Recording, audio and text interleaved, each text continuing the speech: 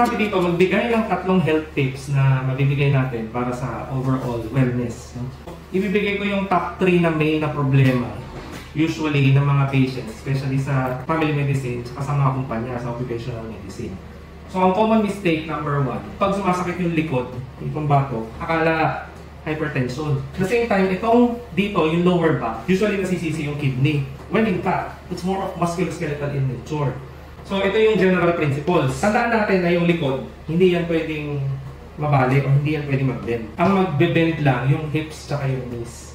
So, isipin nyo, may sinulid o umihila sa dibdib nyo papataas. Ganyan kayo dapat. Tapos, pag computer-based kayo, yung mata nyo tsaka yung monitor, arm's length dapat yung distansya. Yung mata nyo tsaka yung monitor, pantay dapat ang eyes. Bakit? Aba, ito yung computer, ito yung monitor. Pag mas mababa yung monitor, anong nangyayari sa ulo? Ganun. Automatic postural stress yan dito. Yun yung mga hindi natin nakikita na yung pala yung reason. Meron dapat armrest, nakapantay ng table, nagpapuntin yung keyboard para naka-neutral posture tayo.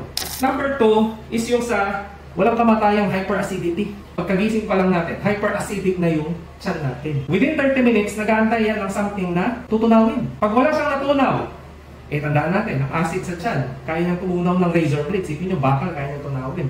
What more yung tiyan? So, within 30 minutes, pag wala siyang natunaw or worse, kape agad, tsokolate agad, gatas agad. Acid plus acid equals hyperacidity. So, kahit anong gawin nyo, kahit anong prazol pa, kahit anong medication yung gawin, hindi na mabago yung baliwala. Pangalawa, within 30 minutes, kumain kayo ng solid meal muna. After 30 minutes, doon pa lang pwede magkape, tsokolate at gatas. Kung sa inyo malilipasan kayo, bigatan nyo yung first meal of the day. Okay, pangatlo, isa din yung sa UTI. Dalawa lang yan.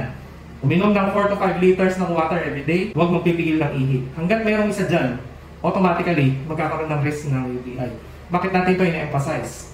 Kailangan magkaroon tayo ng change ng shift.